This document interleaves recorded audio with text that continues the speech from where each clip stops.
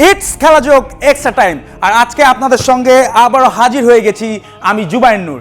আজকে আপনাদেরকে একটা পেনাল্টির গল্প বলবো, যেটা আকাশে উঠলো আর পুরো একটা দেশ মাটিতে বসে পড়লো।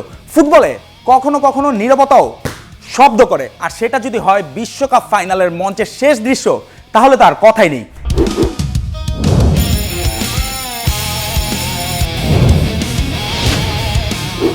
একটা প্লেয়ার ছিল যাকে তার দেশ প্রায় পুরো শিল্পীর চোখে দেখতো। বল তার পায়ে এলে তিনি যারা পাস দিতেন না, রীতিমতো ছবি আঁকতেন। আর পেনাল্টি, সেটা তো ছিল তার এক রুটিন মাফিক কাজ। এবার আপনাদেরকে ক্লু দেয়ার সময় হয়ে গেছে। 1994 সালের বিশ্বকাপ, আমেরিকা পুড়ছে গরমে, মুখোমুখি ফাইনালে দুই ফুটবলের পরাশক্তি। 120 মিনিটের ফুটবল যেখানে কোনো সিদ্ধান্ত নিতে পারেনি, শেষ পর্যন্ত সিদ্ধান্ত গেল পেনাল্টি শুটআউটে। পুরো দেশ তাকিয়ে আছে তার দিকে।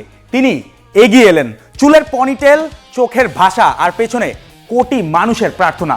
তিনি শট নিলেন, কিন্তু বলটা চলে গেল গোলবারের ওপর দিয়ে। যে মানুষটা পুরো দলকে একা টেনে আনলেন, সেই মানুষটাই তখন সবচেয়ে বড় ট্র্যাজেডির মুখ।